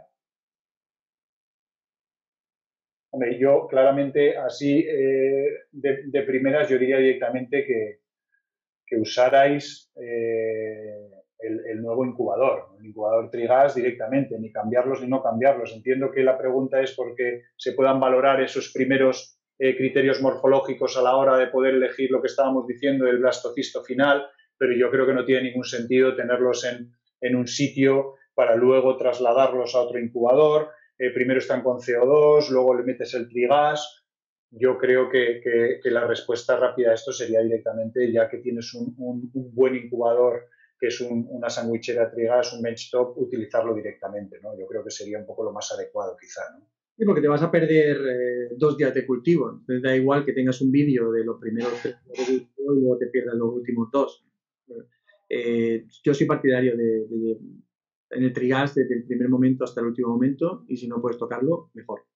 Sí, sobre todo por el tema de incubación, porque entiendo que al final lo que queremos ver son esos parámetros morfocinéticos que ocurren en los primeros días de desarrollo, por eso dejarlo quizá hasta día 3, que es lo que nos importa. Luego ya el resto quizá no tanto, pero en un incubador antiguo que no tiene trigas, que la incubación va a ser mucho peor, aunque se tenga el Primovision, ya sé que la inversión se ha hecho, yo creo que quizás sea hora de cambiar. El incubador va a estar abriéndose y cerrándose, con lo cual... Efectivamente. Muy bien. Siguiente pregunta. En los casos de cocultivo con medio único, en los casos de cocultivo con medio único y sin refrescar, ¿qué volumen de medio por embrión recomendáis? ¿Afecta la tasa de blastulación sacar los embriones en día 3 para hatching prebiopsia del blastocisto? Bueno, yo creo que esta pregunta puede tener varios conceptos. Primero, algo importante que sí que yo quería hacer mención y es con estos medios únicos que yo creo prácticamente, según he visto encuestas, que prácticamente todo el mundo utiliza ahora, ese medio único que nos facilita al final todo y está visto que el desarrollo blastocisto es bueno. ¿merece la pena refrescarlo o no refrescarlo? Yo creo que ya eso es lo que hacíamos antes. Si volvemos a refrescar un medio único, volvamos al medio secuencial que teníamos antes, ¿no? Entiendo que el medio único, a mi parecer, lo suyo es poder mantenerlo por lo menos hasta día 5 o 6. Ya, el 6 puede ofrecer duda o incluso alguien que llegue al día 7 también, ¿no? Pero creo que no tiene sentido. Y el hecho de sacarlos a día 3 para hacer el hatching prebiopsia puede afectar. Bueno, pues estamos hablando que si puedes mantenerlos, si tienes un medio secuencial y tienes que sacarlo, pues claro, puede afectar, pero claro, ahí ya entra tu metodología para biopsiar y hacer la biopsia a esos embriones, ¿no? Si tu protocolo es hacer eso, no te queda otra, hacerlo en el menor tiempo posible y ya está, ¿no? El tema del refresh del medio de cultivo es algo que hablábamos también antes, ¿no? Se recomienda no hacer refresh, hay muchos artículos científicos que dicen que no hace falta, y luego está la experiencia que tú tengas en tu laboratorio. Nosotros tuvimos una experiencia mala en el que nos refrescábamos y vimos cómo las tasas de embarazo de embriones transferidos en día 5 o embriones transferidos en día 6 eran más o menos iguales, por lo cual no había ninguna diferencia significativa, pero sí las había en las criotransferencias, los embriones que se habían congelado en día 5 o los embriones que se habían congelado en día 6. Y vimos cómo los embriones que se habían congelado en día 6 teníamos menos porcentaje de embarazo que los embriones que se habían congelado en día 5. Entonces, hipotizamos que podía venir un poquito del medio de cultivo, de que, bueno, pues que a día 6 los embriones ya van un poquito tirados con el medio, tanto tiempo, ¿no? Y decidimos el día de la fertilización hacer placa nueva y cuando hacemos el chequeo de fertilización cambiarlo de placa, hacer un refresh de medio en día 1. Y se solucionaron los problemas. Y los porcentajes de embarazo con criotransferencia de embriones vitrificados en día 5 y con embriones vitrificados en día 6 ahora mismo son exactamente iguales, ¿no? Entonces fue la experiencia y eso nos ha llevado a que en nuestra rutina, en nuestro laboratorio, pues hacemos refresh el día 1 cuando vemos la fecundación. Puede tener, dime. Puede tener sentido. Yo más me inclino a que ese día 5, día 6, los embriones de día 5 parece que son los mejor desarrollados o los que no van tan lentos, no esos que dejas a día 6 muchas veces o que les falta un poquito, es porque van más lento, y yo creo que simplemente por ese hecho, que por supuesto puede darse también por ese medio que ya lleva varios días, pero yo creo que son embriones que siempre van a tener menor tasa o menor potencial implantatorio que los de día 5, ¿no? Ese cambio, bueno, pues bien, te salvas en que los que tengas que dejar a día 6 ya lleva el medio menos tiempo. Lo que me da más miedo de eso que me comentas también es que estás otra vez manipulando algo tan delicado como el ovocito, ¿no? Quizá que hay que hacerlo también todo como muy mecánico, muy rápido para que eso no afecte a todo, ¿no? O sea que, muy bien. Vamos a ver otra pregunta.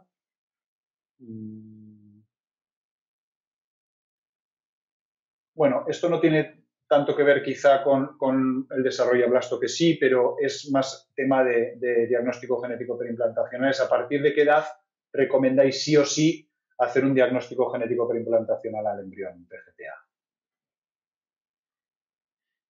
A mí me gusta mucho la PGS, el estudio cromosómico. Creo que vengo de Estados Unidos, donde allí prácticamente pues, como que se está haciendo un poquito ya casi todo el mundo, porque lo que antes costaba aquí en España 2, 3, 4 mil euros, analizar todos los embriones, pues ahora cuesta menos, ahora cuesta 150, 200 o 300 por embrión, ¿no? Entonces, si ya partimos de que tenemos menos embriones, tenemos menos blastocistos, tienes 3 o 4 blastocistos, al final la DGP o la PGS para los pacientes pues le viene a costar unos 1.000 euros aproximadamente, 1.200, 1.300, ¿no? Entonces, para mí el único dato objetivo que me dice entre este embrión y este embrión cuál es mejor para transferir, la morfología es muy subjetiva porque lo vemos todos los días y encima en un laboratorio donde hay varios embriólogos siempre hay algún toque de discordancia, ¿no? Es el análisis de este cromosómico de este embrión y el análisis cromosómico de este otro embrión, ¿no? Y que este sea normal y que este no sea normal. Entonces yo soy partidario de hacérselo a casi todo el mundo. Incluso en ovodonación vemos que pacientes que quieren hacerse el tratamiento, la PGS en ovodonación, vemos como embriones que no tienen por qué ser transferidos, que son preciosos, que si los transfieres pues hubiese sido un aborto o un negativo, ¿no? Entonces, a mí me gustaría hacérselo a todos los pacientes. Y, perdón, y a la hora de aceptar a los pacientes, lo hemos visto, ¿no? Cuando se han bajado tanto los precios, hemos visto cómo la aceptación por parte del paciente es mucho más alta ahora, que vale mucho menos que obviamente cuando costaba bastante. Bueno, yo creo que es verdad que yo también soy muy partidario del diagnóstico genético preimplantacional, pero también creo que debemos aplicarlo en su medida, no en su justa medida, sino en su medida, ¿no? Al final, abortos de repetición, edad avanzada, hacérselo a todo el mundo como tal, es verdad que ahora no tiene nada que ver el coste económico con el que tenía antes, pero tampoco yo creo que, sobre todo hablando de edad en pacientes jóvenes, nosotros en principio no lo hacemos. Nosotros nos empezamos a pensar a partir de 38 años el hacerlo prácticamente a todas o por lo menos ofrecérselo como tal, ¿no? Luego ya muchas veces puede ser decisión de ellos. Esto es algo que creo que hay que hablar conjuntamente, pero yo creo que hay que aplicarlo siempre un poco en su justa medida, ¿no? Aunque quizá pensemos que pueda ser una buena estrategia para todos nuestros casos, yo creo que no deberíamos llegar a eso como tal, ¿no? Yo creo que en su medida y vamos haciendo el DGT cuando toque. Es que si hay posibilidad de un embrión aneuploide, que la hay, siempre la hay, y en pacientes de ovodonación, tratamientos de ovodonación con las donantes de 30 años, pues te encuentras embriones aneuploides, ofrecerlos, yo creo que deberíamos de ofrecerlos siempre, como el tema del matching genético con la donante, ¿no? Al final es un tema que tienes que ofrecer, está ahí, tienes que ofrecerlo. Y luego ya el paciente, hombre, hay casos en que sí o sí tienes que hacerlo, hay casos en los que tienes que ofrecerlo y, por supuesto, el paciente es el que tiene que decidir. Sí, por lo menos que lo conozcan, sí, eso está claro. Por lo menos que lo conozcan. Muy bien.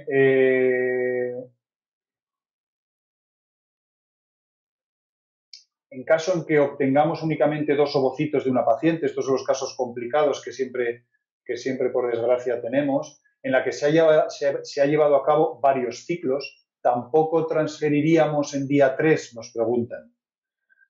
Sí. Mi respuesta es no, porque primero, no sé, hay que ver cómo son esos ciclos. Desde luego, si esos ciclos anteriores se han transferido en día 2 o en día 3, con más razón, en mi caso, yo los llevaría a día 5, día 6 para ver realmente cómo evolucionan. En el caso de que haya hecho varios ciclos igualmente y los haya hecho, lógicamente, bueno, ya no sé si en otro centro, en tu centro, sobre todo si vienen de otro centro, jolín, pues aunque hayan transferido embriones en estadio de blasto, yo no cambiaría y seguiría viendo qué pasa, ¿no? Creo que ahí no hay duda, ¿no? Sí, yo creo que opinamos igual, yo no transferiría. Aparte, muchas pacientes necesitan el no tener blasto, ¿no? Para dar el paso a la ovodonación, ¿no? Porque a nosotros nos llegan pacientes de 43 años, 44 años, no, yo me quiero hacer un tratamiento propio, ¿no? Porque me he hecho 5 tratamientos y siempre he tenido embriones, y siempre he tenido embriones, y siempre he tenido embriones en día 2, en día 3, en día 2, en día 3. Entonces, creo que el que la paciente se enfrente a un tratamiento donde no tiene blastocistos para transferir es algo que le puede abrir los ojos y decir, no, ya está, yo tengo que dar el paso. Hay que cambiar. Hay que cambiar.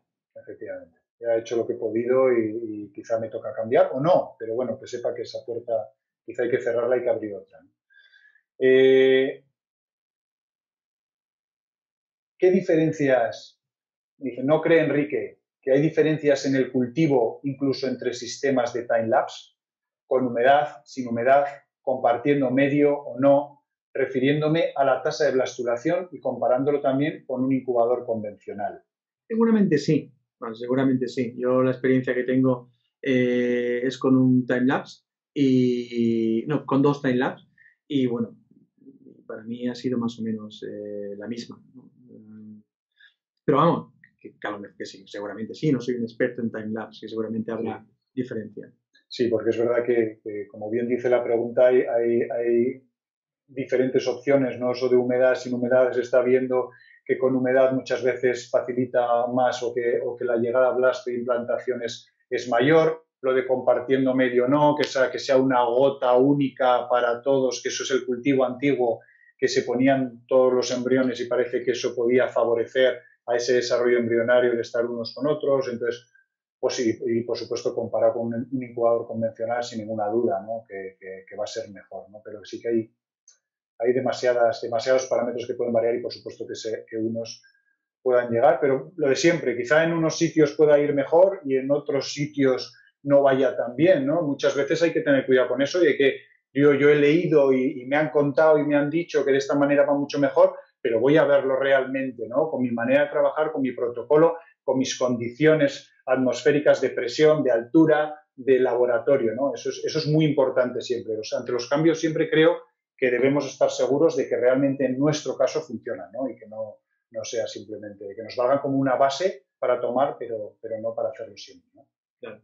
Sí, porque luego en la rutina del laboratorio no todo el mundo tiene tiempo para poder analizar diariamente los embriones. Hay laboratorios que van muy justitos de embriólogos, ¿no? Y si tienes un timelapse para no mirarlo, porque no tienes tiempo, porque no puedes analizar los embriones, pues bueno, le sacas la utilidad.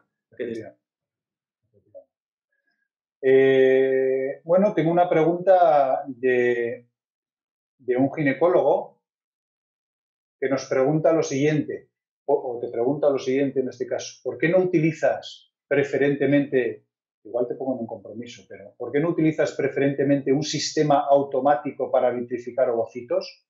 Soy ginecólogo y me pongo nervioso viéndolo. Entiendo que se pone nervioso viendo cómo vitrificamos. Pues mira, yo lo he probado. Yo he probado el sistema automático de vitrificación de ovocitos y bueno, me gusta cuando son pocos óvulos o cuando son pocos embriones, porque al final es un cassette. Primero que tienes que cambiar todo, desde el almacenaje, los contenedores donde van almacenadas las pastillas estas al final tienes que cambiarlo un poco todo. El tema es que quizá la vitrificación automática tendría un poco de sentido por los óvulos, porque hoy en día, si no es el 95 o el 99% de los embriones que vitrificamos sobreviven, con lo cual el problema está en los óvulos.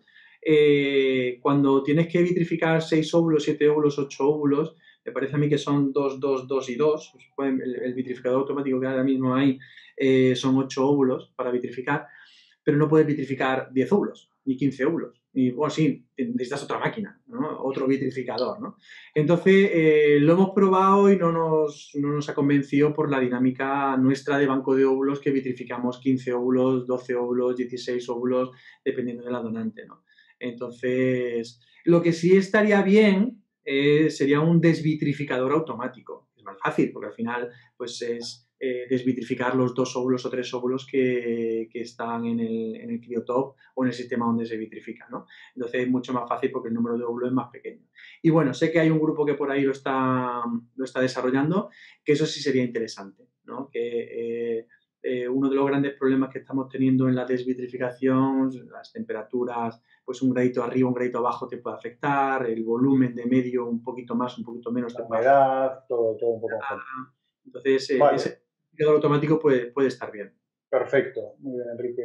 Tengo una aclaración aquí, que es verdad que es cierto y que a mí se me ha olvidado también comentar, es que realmente la ley española, cuando hablábamos del PGTA y demás, es verdad que la ley española no permite hacer PGTA a todas las pacientes. Es algo que es verdad que tenemos que tener en cuenta como tal. Tiene que haber una justificación como tal para poder realizar esos diagnósticos genéticos preimplantacionales, ¿vale? Simplemente para dejarlo ahí.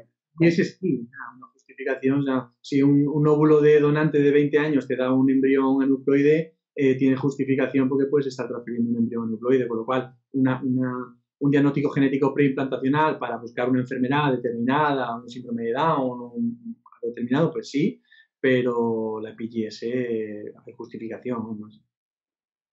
Bueno, y otra pregunta que se ha repetido varias veces y que creo que también es interesante es, hablando del aceite también, hacer transferencia con o sin aceite.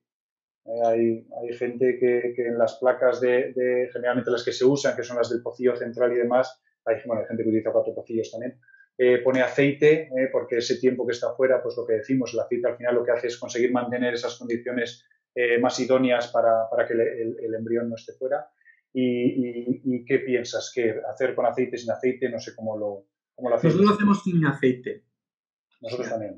Para no manchar el catéter, para no introducir aceite en el útero, entonces intentamos utilizar o sea, nosotros de la placa donde tenemos los embriones a la placa de transferencia lo hacemos en el momento en el que el ginecólogo nos dice ok, transferimos. Entonces en ese momento pasamos ese embrión a la placa de transferencia y sin aceite y cargamos el catéter y se lo damos al ginecólogo para... Sí, nosotros hacemos lo mismo también, porque no esté mucho tiempo en esa placa, ni pasarlo a esa placa, porque igualmente esa placa la hacemos en el momento con un medio, o sea, tenemos el medio en los tubos, hacemos la placa de transfer en el momento y pasamos el embrión de la placa de cultivo para que esté el menor tiempo posible, ni que se cultive con ese medio en el incubador que no interesa porque se va a evaporar y eso cambia la famosa osmolaridad, intentar hacerlo lo más rápido posible. Pero es verdad que los grupos que utilizan aceite están muy contentos, lo que hacen es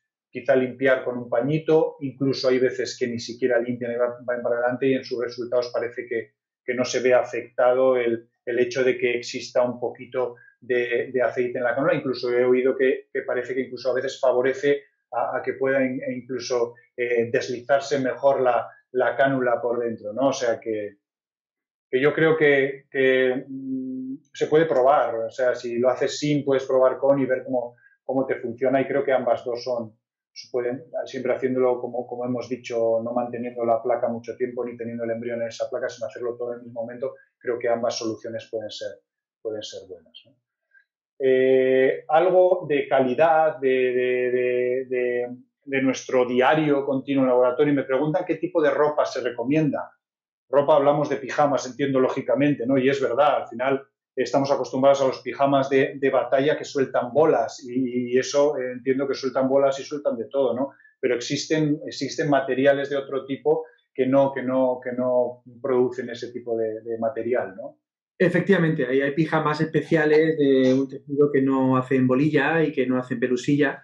Pero lo importante es lavarlo todos los días y si puede ser una tintorería que hay jabones especiales que no desprenden volátiles, los zapatos, los zuecos que metemos dentro de los laboratorios, deberíamos si nosotros tenemos la posibilidad, tenemos aquí una lavadora en el centro que sirve solo para lavar con agua caliente los fuecos de todo el día, ¿no? Entonces nosotros cada vez que entramos dentro del laboratorio cogemos unos fuecos nuevos, ¿no?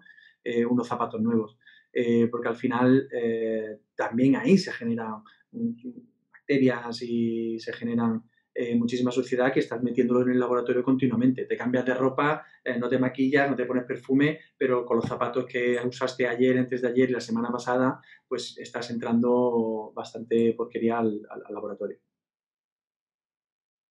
Muy bien. Y aquí tengo una pregunta curiosa que me dicen que tengo un incubador antiguo y trigas.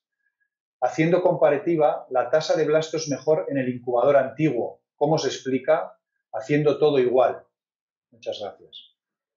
Pues sí, no es muy explicable realmente, salvo que, quiero decir, los incubadores antiguos no significa que sean malos incubadores. El problema que tienen realmente es que tardan mucho en recuperar las condiciones ideales cuando los abrimos mucho. Si tú tienes muchos incubadores grandes, aunque sean antiguos, y la apertura es mínima, al final, quiero decir, las condiciones, ¿por qué no? Tienen, ya no sé si mejores que un benchtop, que entiendo que es con lo que lo compara el incubador convencional, pero sí que puedes tener perfectamente muy buena llegada a blasto y comparable, ¿no? Pero sobre todo yo creo que va a depender de esa utilidad que le des al incubador, ¿no? Efectivamente, si no abres el incubador, pues... Pero bueno, habrá que ver cómo lo utilizan, ¿no? Y cuánto de antiguo es. Al final, un incubador grande, antiguo, trigas, es perfecto, es maravilloso. El problema es que te meten 5 pacientes o 6 pacientes, 2 por bandeja o 3 por bandeja, como los grandes aquellos que había 3 por bandeja, y abres y cierras, abres y cierras, abres y cierras, para los 9 pacientes que tienes ahí, pues, o los 6 pacientes que tienes ahí, pues al final se ve afectada la tasa de blastoración, en mi criterio. Hay muchas preguntas que estáis haciendo sobre el tema del timelapse y demás. Yo creo que eso es ya meternos quizá en otro tema, ¿no? Y por qué no en otro, Cooper, en otro webinar diferente que hable más y que se centre más quizá en esos resultados, que creo que puede ser súper interesante. Además que hacéis muchas preguntas sobre ello, pero más lo que nos toca hoy como tal, voy a intentar centrarme, ya no queda prácticamente tiempo, no sé si me van a dejar hacer muchas preguntas más, pero ¿cómo aconsejáis la medida de volátiles en el laboratorio? Una pregunta más relacionada quizá a esta calidad de laboratorio y de llegada a blast, ¿no? Como tal. Bueno, nosotros tenemos una empresa externa que viene y nos mide.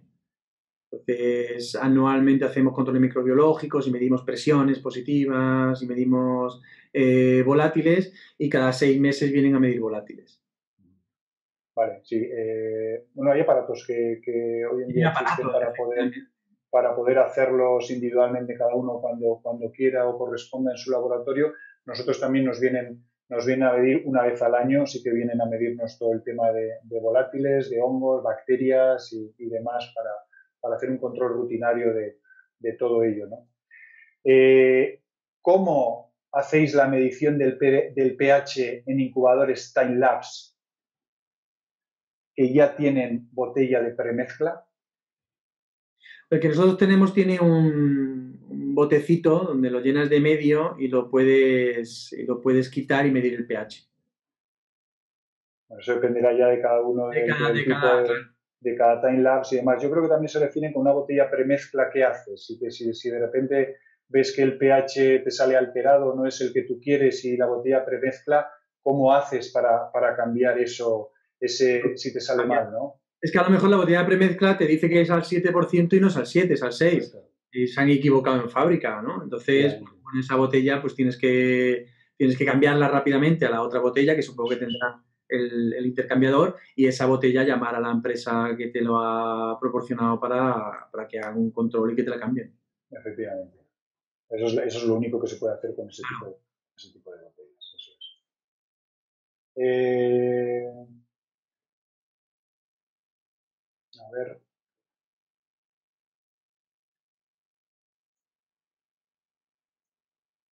Una que me he quedado porque he ido bajando hacia abajo y... ¿Te queda arriba? Sí. Me preguntaban también, hablando de lo del hatching, entiendo que en el día 3, cuando vamos a hacer, dependiendo del protocolo que usemos para hacer la biopsia embrionaria, para hacer el PGTA, que si se debe refrescar tras hacer el hatching. Creo entender que será eso, pero bueno, en principio yo creo que no. En principio, si nos quedamos, utilizamos un medio único, lo suyo es lo que hemos dicho, hacerlo lo más rápido posible para que no altere como tal, ¿no? Y también hay que pasar a hacer la biopsia en día 5, ¿no? A mí se me queda por tocar algún tema que no hemos tocado nada, y por terminar ya con esta pregunta, si me permitís todos, es en tu charla, Enrique, has hablado de la triple selección y que incluso estabas pensando en esa cuádruple selección espermática, ¿no? Como tal.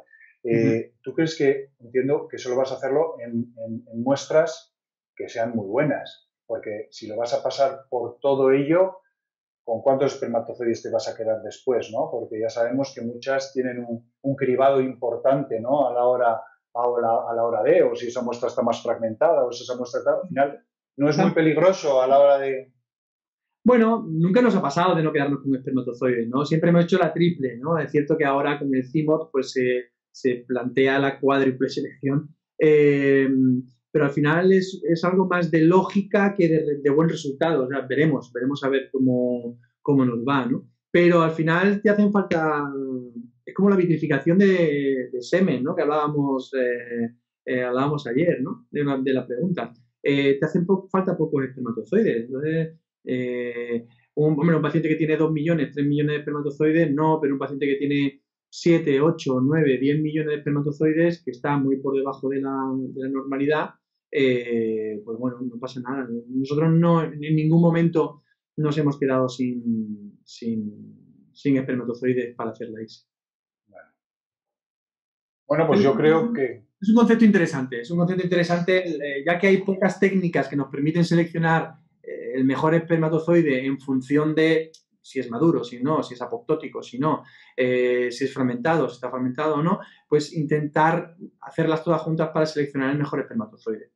Sí, sin ninguna duda puede puede tener sentido. Lo que no sé qué le cobras al paciente por hacer todo eso, porque no creo que asumas tú eso, el coste de todo ello, que son técnicas que no son baratas, ¿no? Que al final a ti también No le te cobramos mucho. incrementan mucho, ¿no? Nosotros la verdad que a los pacientes les cobramos ese tipo de técnicas, le cobramos muy poco, casi precio de coste, lo que a nosotros nos cuesta la columna o lo que a nosotros nos cuesta tal. Entonces, sí, le puedes cargar un poquito, ¿no? Pero...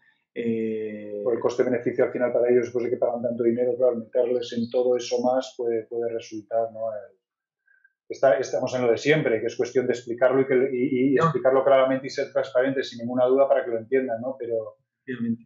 bueno, pues vamos a terminar aquí. Lo siento muchísimo porque la verdad es que hay todavía preguntas que podríamos hacer, pero no nos da tiempo. Os agradezco un montón la participación y haber conseguido hacer esto tan dinámico que era lo que pretendíamos, o es lo que hemos pretendido al menos. Y como he dicho, es verdad que hay muchas preguntas del tema time-lapse, de cómo manejar los incubadores, de si humedad, no humedad, de qué tener en cuenta en esa morfocinética y demás. Quizá tendríamos que pensar, o Cooper en este caso, pensar en hacer algo así, ¿no? En hacer otra charla sobre ese tema, visto las preguntas que hemos tenido. Por lo demás, muchas gracias a todos, muchas gracias Enrique por la presentación y por todas las respuestas. Espero que os haya sido de utilidad y haya sido ameno y que no hayáis bostezado nadie aunque no os he visto. Y nada, aquí estamos para cualquier cosa que necesitéis. Pues nada, un placer haber estado aquí con vosotros y contando mi humilde experiencia. Y nada, muchísimas gracias a Cooper y de aquí salen otras charlas seguro. Así que gracias a José Luis por moderar y a todos vosotros por haber asistido.